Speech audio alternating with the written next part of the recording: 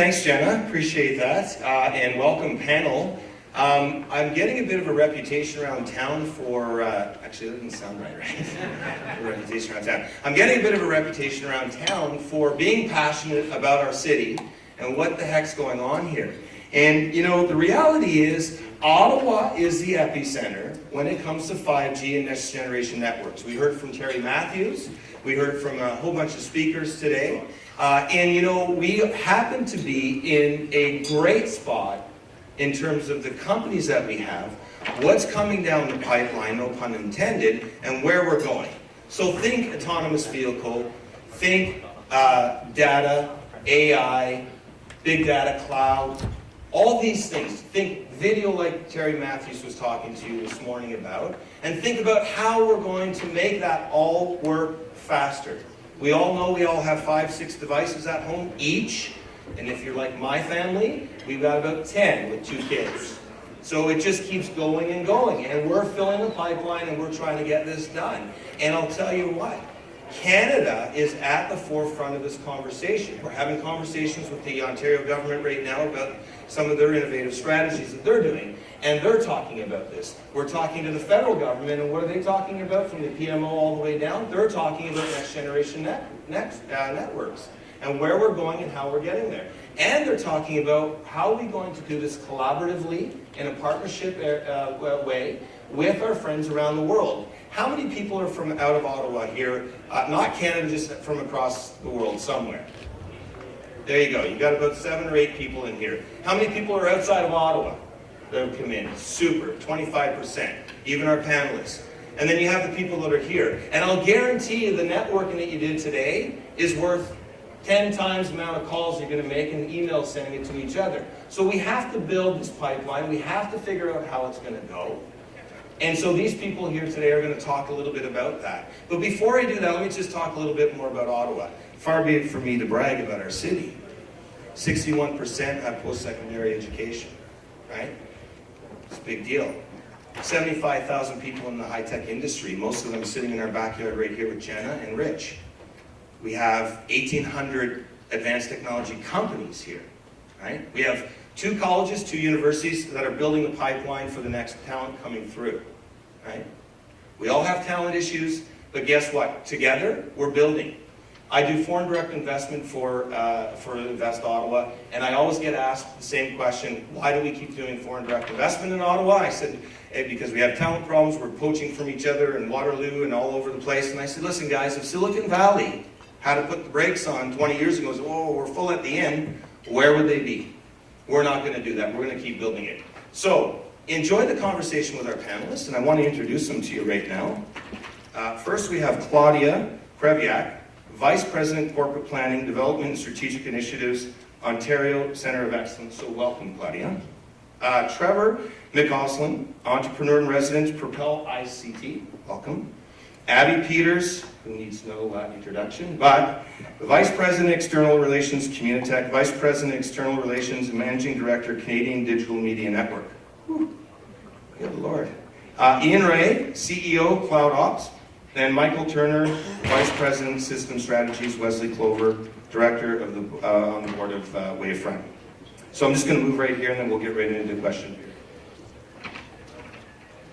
So the first question really centers around leveraging next generation networks and associated applications to now enable innovation within stakeholder communities you serve today. And I'm just throwing the question out on, how's that going and what are you doing to enable that? And maybe I'll start with Ian with the first question. How's that going? I think, we're in the business of building clouds, and we work around the world, and we're often outside of Canada. Very excited to see the momentum here, especially around leveling up around networking. It was the late Jim Gray at Microsoft has this quote, which always sticks with me, which is, compared with the cost of moving bits, everything else is free. And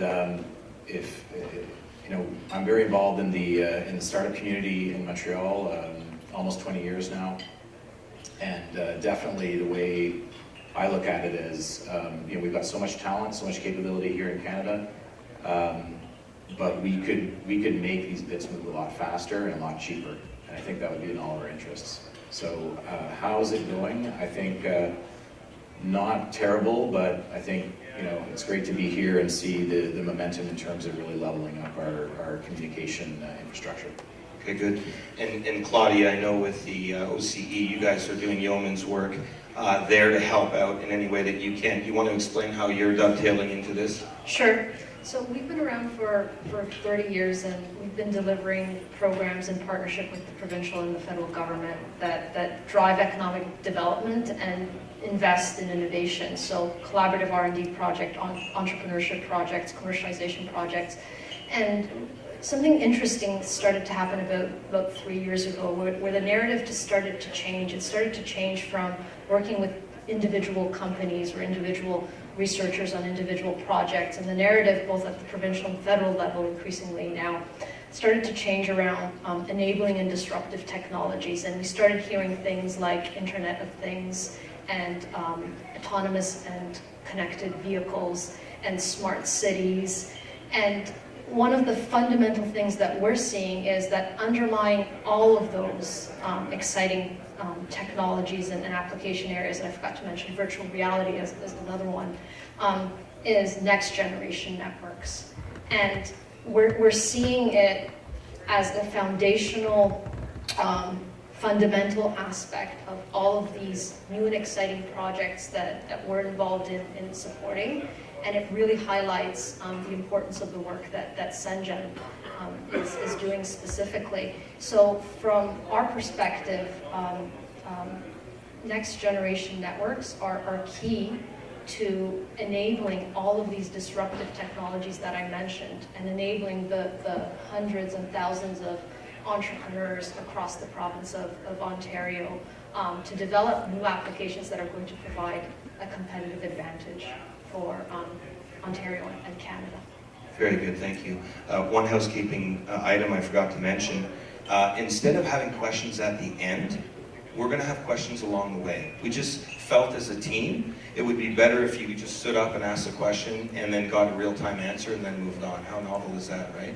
So if you have any questions as we're moving along this program, feel free to stand up and ask a question. And I think there are probably some mics. There's the gentleman in the back who has a mic. Michael Turner, I had the privilege of being with your chairman of the board in Japan a couple of weeks ago. And I saw his presentation 6 times, and it's embedded in my head. And we talked about We should swap places. we talked about the big picture questions and the opportunity to position next generation networks as enabling infrastructure. And you talked a lot about this, and I know Wavefront's doing a lot on this front. And I was hoping maybe you can tell us a little bit about what Wavefront's doing and how you guys are enabling that. Yeah, I think that from the perspective of this audience, you may not all be aware that Wavefront is sort of the wireless counterpart of CENGN.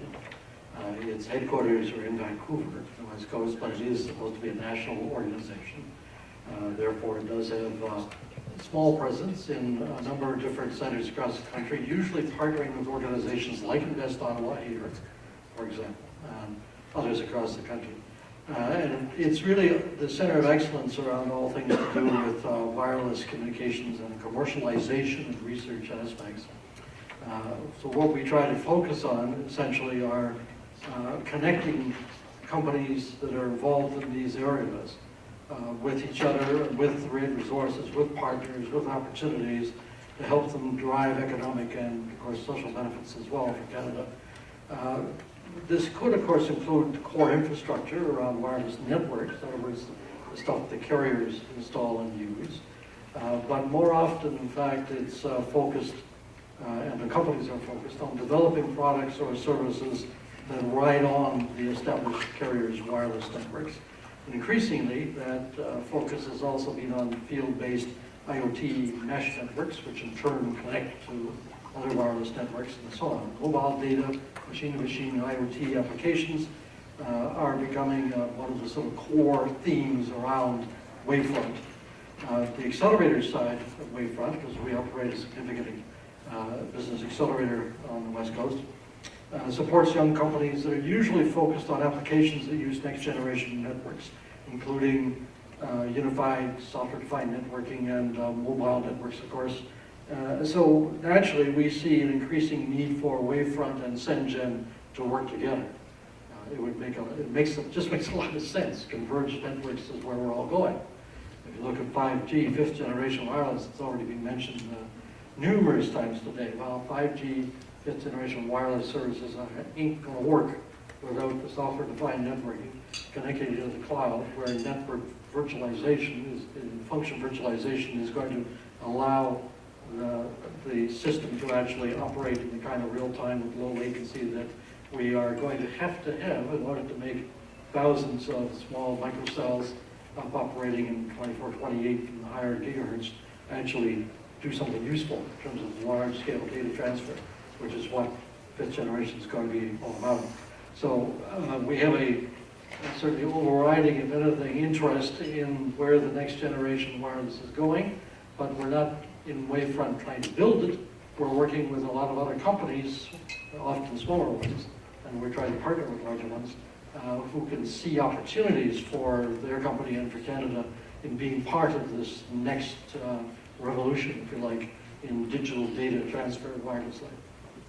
And that's a great segue into what Trevor's doing in Avvey. You know, they're working with a number of companies and looking at disruptive innovation, facilitating product, multi-sectoral, multidisciplinary, inter-regional collaboration, and stimulating innovation, which is a mouthful in itself, but you do this on a regular basis, Avvey, with Communitech and what you're doing there in CDMN and around the world, and of course, as an entrepreneur in residence in ICT, you see it every day too. So perhaps we'll start with Avvey and then go to you to comment on this. Sure, thank you. I think, you know, Michael's hit it on the head. There's a whole integrated system of organizations and platforms that they're going to be critical infrastructure for the companies that we're all working with. So for us, as an example, in Waterloo Region, Communitech's focus is really on working with companies across their life cycle. Recently, we've seen a real uptick in the number of device-driven, hardware-focused companies that we're seeing, young companies coming out of things like the Velocity program at the University of Waterloo.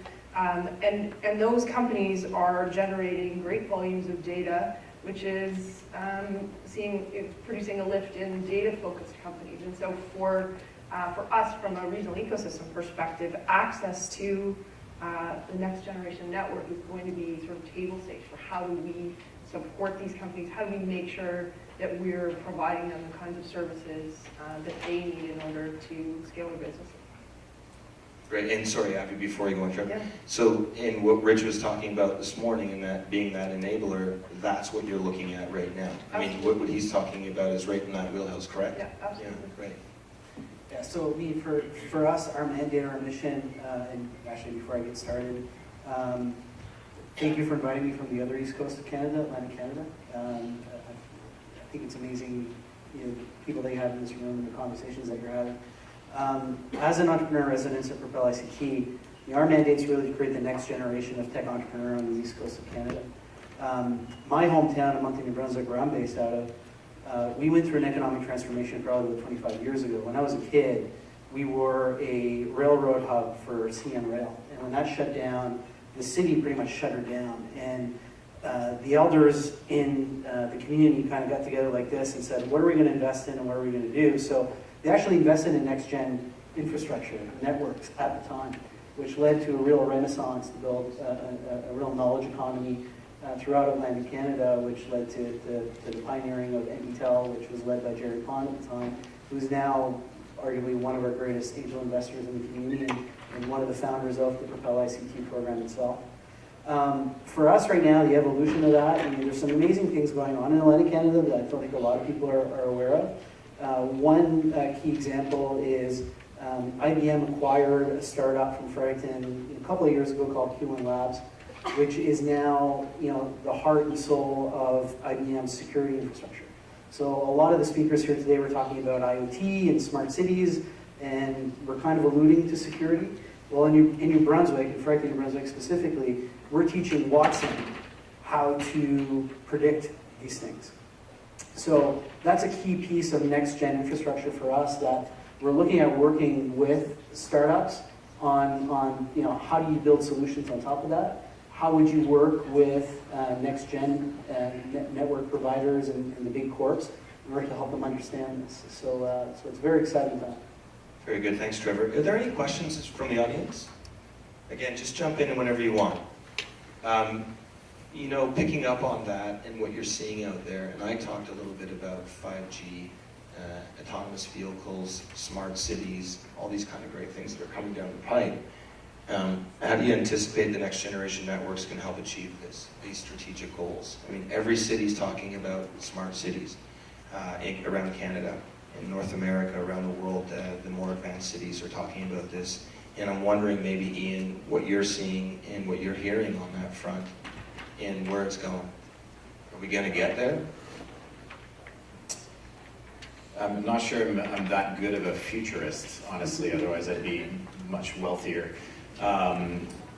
maybe retired, but there's some really exciting stuff going on. I mean, I think what Avvey mentioned about the connectivity happening between different communities in the country. I mean, there's, just to give you an example, in the Montreal area right now, there's a huge push around AI and machine learning. I mean, really, it's always been there on the academic front, but obviously a lot of excitement right now that that machine learning as an approach to AI has sort of been proven to be far superior to the very theoretical, approach historically.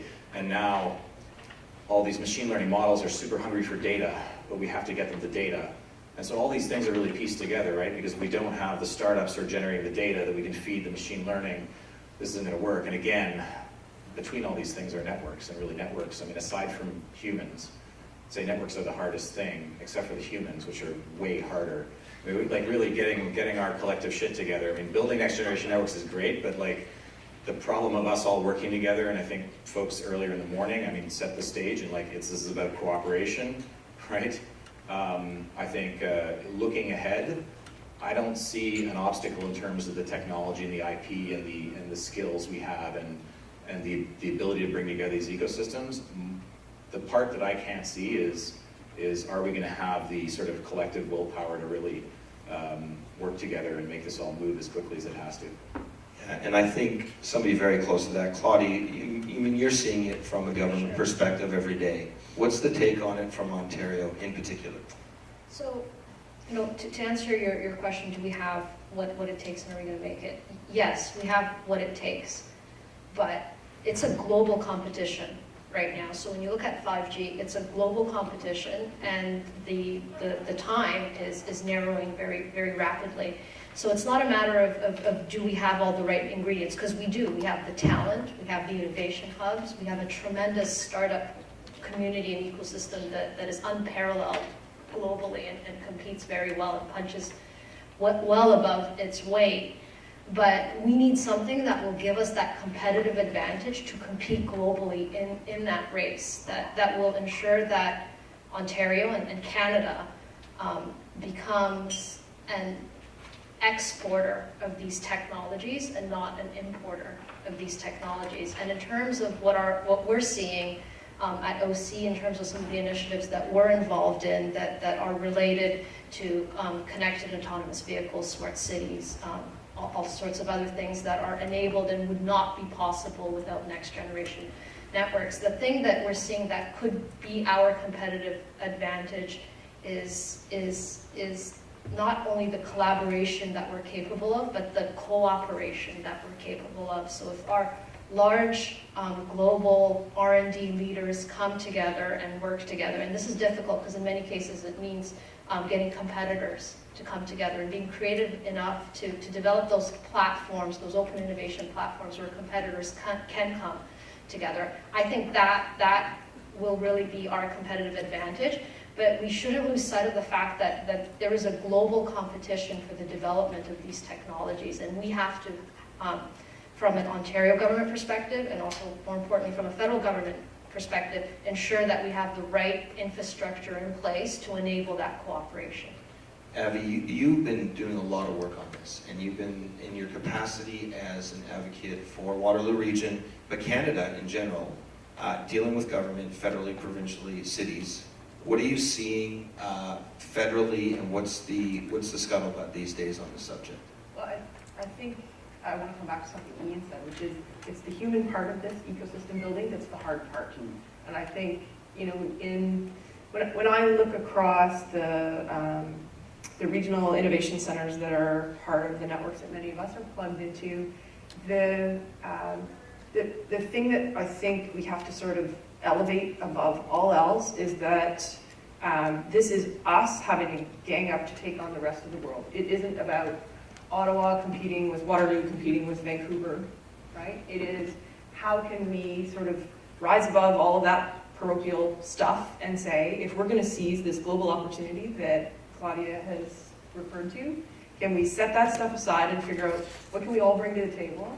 How do we put the interests of companies first and figure out what do they need in order to tackle global markets? And so I do think there's considerable willingness to do that. We just sort of have to remind ourselves now and then that it's not about what happens inside Canada's borders, it's what's going on in the rest of the world that we have to stay focused on. I'm going to deviate from my program a bit, so let's talk 2 seconds about Trump and what's going on in the U.S. and it's a real thing. And sorry, Sonia, I'm not trying to deep section program here, but you know, We're going to ask Trevor to answer this. I'm going to ask Trevor because Trevor's got a crystal ball. But you know, what are we going to do in terms of? I mean, this involves all of us, our closest cousins to us, geography-wise, and also bloodline is the United States, right? In terms of the cross-pollination. $1.9 billion a day goes across the border back and forth. I've talked to New York Times on this. I've talked to CBC's, you know, Global National and everything, and I always say cool hair to prevail, et cetera, et cetera. But really, when it comes down to the brass tacks of it, we share technology. We share all of this stuff. You know, our pipelines are running through their back door to get information in and out of our country. I mean, we seem to think that we're all good up here because we don't have the Patriot Act, but by the way, the pipelines are going right through their doorstep. And out their back door. So, you know, what are we doing, Trevor? Is there something we should be looking at and worrying about on that scale? And if you had a crystal ball, what is it telling you? Well, I don't have a crystal ball because my prediction of the outcome of the election was completely wrong. Probably 90% of Canadians. Yeah, I think the Intel CEO had a really great quote. I'm reading his book right now, which comes to mind. It says, when chaos reigns, reign in chaos. And I think, you know, coming to events like these, I go to events like these all the time, typically more on the Atlantic Canadian base, but you know, I always walk away with the same thing. Try to, 20 years if we all got back into this room and we all had a chat and said, and really asked the question of and look back, could we ask, you know, what did we accomplish in that 20 years since we got together? So what do we want that outcome to technically be? You mentioned something really great around collaboration. I actually, through my work at Propel, I was the former executive director. I left for a period of time. I'm back as my current residence, and collaboration in Atlantic Canada between folks, and I think it's pretty similar elsewhere too, is like a 4-letter word, right? And so I actually started using the term co-opetition, because what we really wanted to do was create a market opportunity for us to be able to gang up on that opportunity together, not against each other, which is kind of what you said. So I don't think we can read a crystal ball. I think there's a lot of huff and puff from Trump right now. I'm kind of hoping some of the people around him, once he gets into that situation, it might kind of calm down a little bit. I really don't have a crystal ball. That's okay. Anybody else want to take a stab at that? Sure, great. Sure. If I had to take a stab and had a crystal ball, and that crystal ball provided a longer term view, I really do think that Trump presents a real opportunity for Canada to step up. And we're starting to see some of that happen. There may be an opportunity in terms of some of the challenges that we're having with talent right now, where part of the trend that has happened over the last 5 years. It might now be reversed in terms of the tech corridor, and that talent might start going the other way. So, you know, if we step up and, what was your expression? Co-opetition. Co-opetition, okay, and co-opitate, if that's even a word, then I think this is an opportunity for Canada to step up and then put that in a global perspective, to start to compete globally, because in a very uncertain and tumultuous world, we are extraordinarily well positioned in terms of our standard of living, in terms of the technology development, the talent here. So you never know.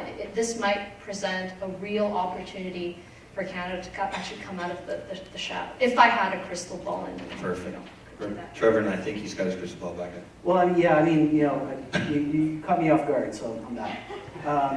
You listen, man. Trump catches everybody. Dude, you have no idea. They're still scratching their head down there. They woke up and they're hungover saying, what did we do? So my biggest pet peeve working with entrepreneurs is, you know, the first challenge we had in Atlantic Canada was trying to get them to think outside of Atlantic Canada as a market. And so we've crossed that chasm. The problem is when we cross that chasm, everybody looked to the US as a primary market. I think this is an opportunity for Canadian entrepreneurs to look and say, look, there's plenty of market opportunity outside of just the US. And if anything, I think we're a little bit overexposed and over-leveraged in the US. And I think, you know, if CETA can get ratified, I think it presents tremendous opportunities. We've had some companies that have presented and said, you know, talked about Latin America. Africa is doing some amazing things and emerging. I think we need to go out and conquer the world rather than just conquer down south, right? Yeah. And I think if Trump can do anything for us, I think it's for us to realize there's a market outside of just North America. Yeah, I couldn't agree more. And they're both great answers. Did you want to jump in, Ian, or you? Well, I was just say, like, I think it's almost like timing. Timing is well, it's not everything, but like assuming you get everything else, this really comes down to timing, right? So I've been often told, like, being early to a market with a great product, is the same thing as, you know, being wrong. You're not going to succeed because you're too early. In this case, yeah, I think it is it's a huge opportunity for Canada. Unfortunately, it requires us to be very un-Canadian and take and basically impolitely and relentlessly press our unfair advantages, which I think we have. Like we have it all. We got the resources, we got the talent. There is a reverse brain drain going on.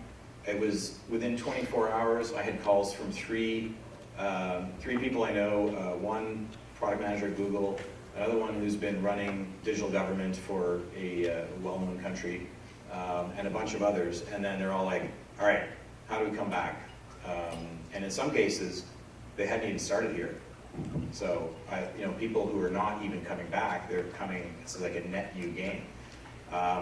So I think that's super exciting.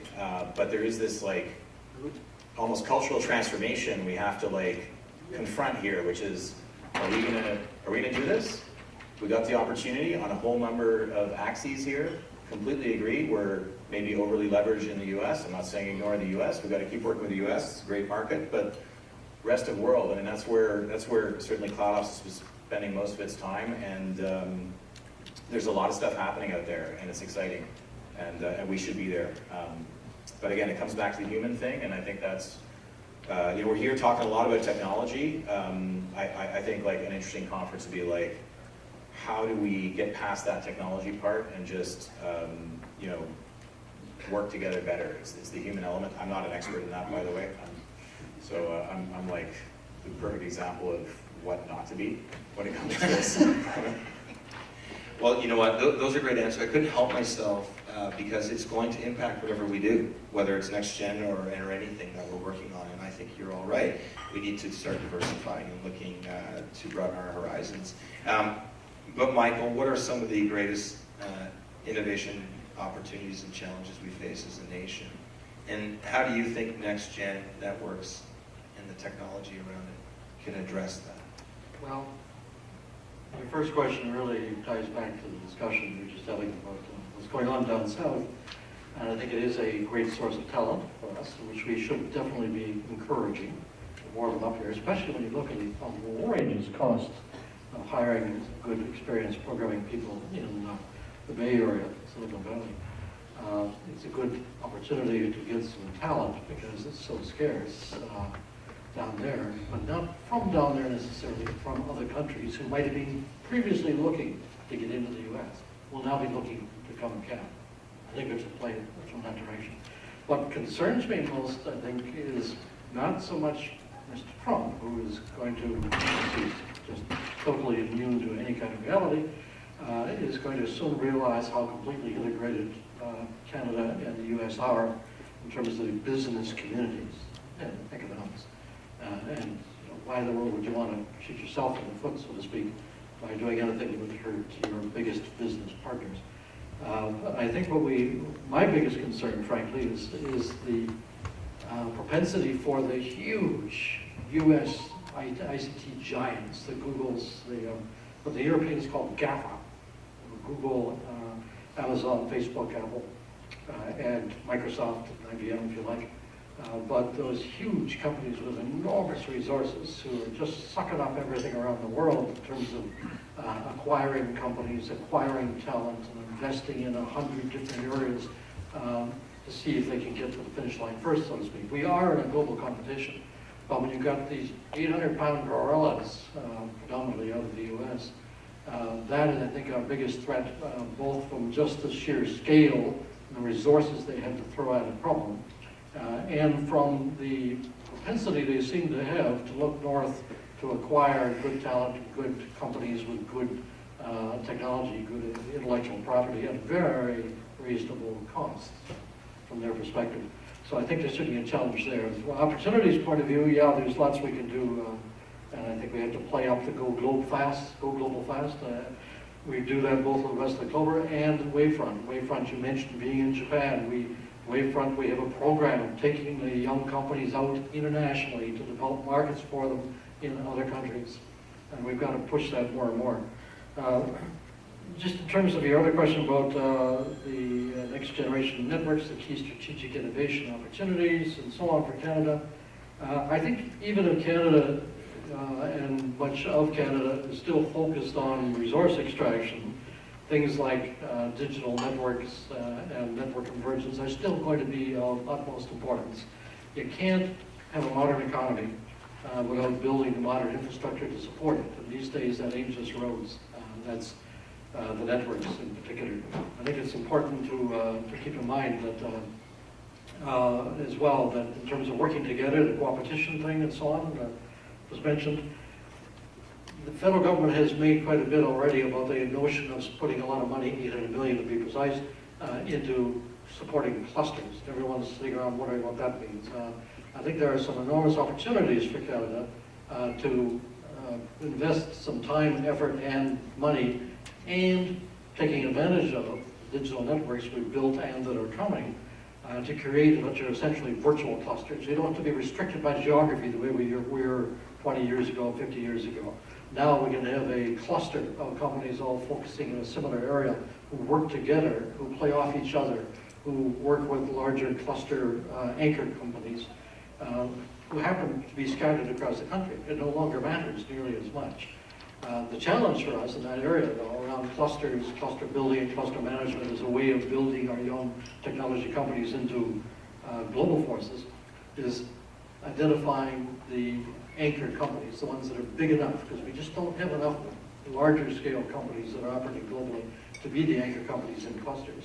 We need to find those, encourage them, help them scale up themselves, so they in turn can play that role with the smaller companies in our ecosystem, because at face facts, the vast majority of tech companies in this country, and in Ottawa here, are of course SMEs. There's only a fairly small number that are really substantial in size, and even smaller number that are really global in scale.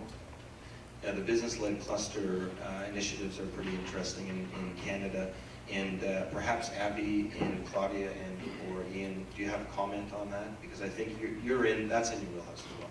Yeah, and I think, just coming back to the point that Michael made about some of the very large multinationals kind of sucking all the oxygen out of the room, I do think there is a place for those large firms in Canada's tech ecosystem and in regional ecosystems.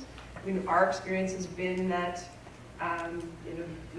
the big guys like Google and Fairfax and Thomson Reuters, they come into the regional ecosystem with an eye to understanding how to be more nimble.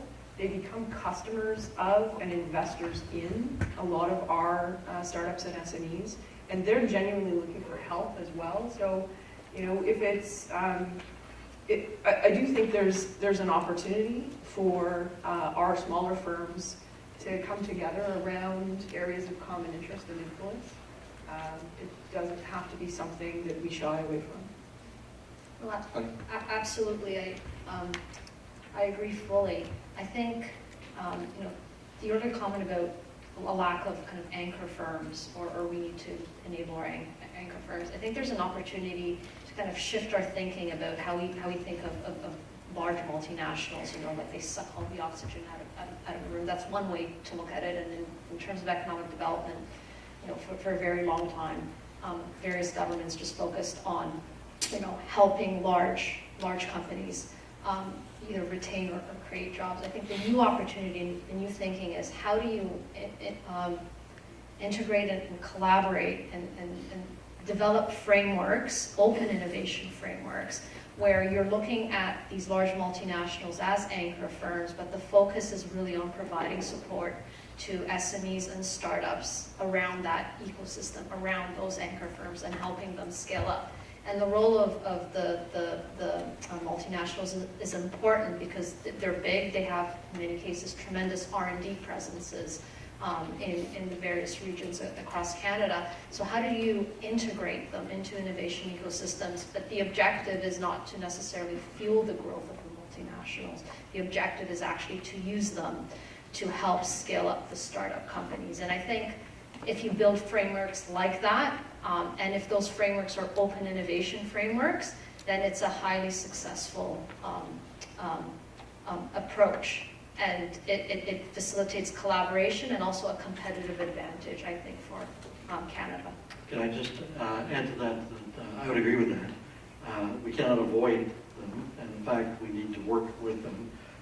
And to bring this down to the commercial level, one of the most important factors, I think, for small tech companies working in a new area, let's take fifth generation wireless, for example, is how do you take that to market when the dominant players in the whole sector, in terms of the carrier market, for example, are the big multinationals.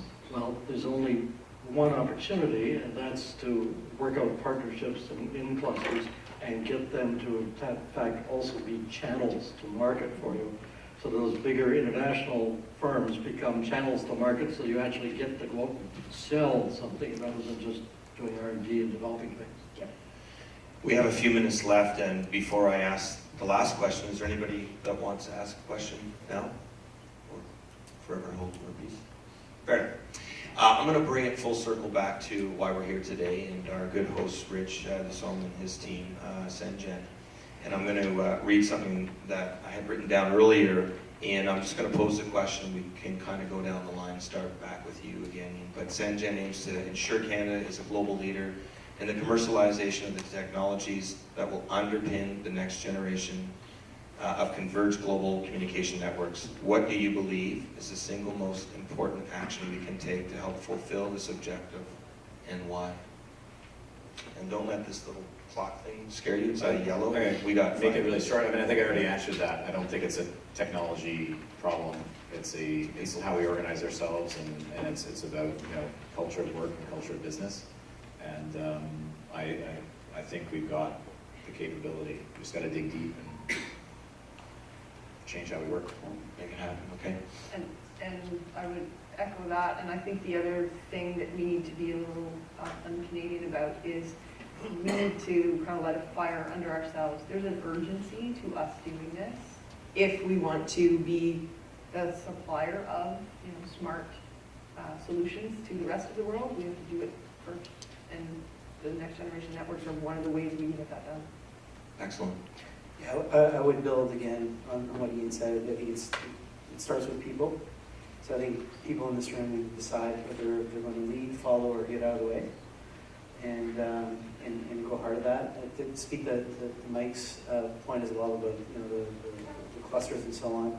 I would selfishly argue to say that, yes, I think, Ottawa, when you're talking about 5G, probably has that expertise and can be that scalpel and not the Swiss Army knife. But look beyond your geographical region as well for that talent and be able to work and collaborate with other regions of the country. Let's gang up on the opportunity together, not on each other, and build a better, more prosperous Canada. Very good. I go back to, Blair, to your visit in Japan and what James, our chairman, was doing in terms of going global fast, creating early opportunities to take young tech companies in Canada out there into international markets. It's something that we already have on for Wesley Clover. That's exactly what we do. We try to provide a framework. We try to provide people that can assist in different geographies around the world, and provide a little landing pad for them. And we try to get them into those foreign markets as fast as possible, seize some early territory with new developments, new technologies, develop a name for a small Canadian company, and start building on that. Because if you're already there, the next guy may come in with something that's actually bigger and maybe better and maybe a much bigger company even.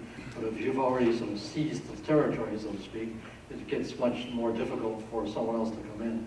And I think Canadian companies can be, because they are smaller, can certainly be also more nimble. You just got to be a little braver about going out there and doing it. I think that one of the most important things that CENGN has done and must continue to do is the leadership that is provided and the platform for a diverse group of industry leaders, not just local industry leaders, but global industry leaders to come together. There's a quote in one of the earlier presentations that every company is a technology company.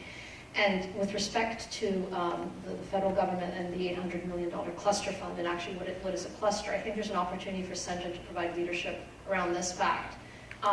Governments shouldn't be so much concerned about which cluster do we pick. Do we pick artificial intelligence? Do we have competitive advantage there about advanced manufacturing, et cetera? But the recognition that every single one of those clusters needs a next generation infrastructure. And if we don't invest in that basic connectivity and infrastructure, then how competitive can our technology clusters actually be? So I think that the most important thing that CENGN is doing and needs to continue to do is provide that leadership and the focal point for that action. Very good. Well, that sums it up, folks. This goes back to what Terry Matthews was saying this morning in his talk. It's all about partnerships. We can build the greatest technology and the greatest pipelines in the world to make things go faster. But we're still people. We still need to talk to each other. We still need to cooperate and collaborate and co-opetition. What did you say? Co-opitate. That's a new one.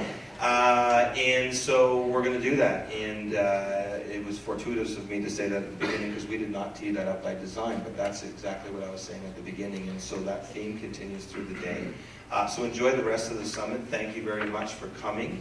And this again concludes the end of the session, but I want to say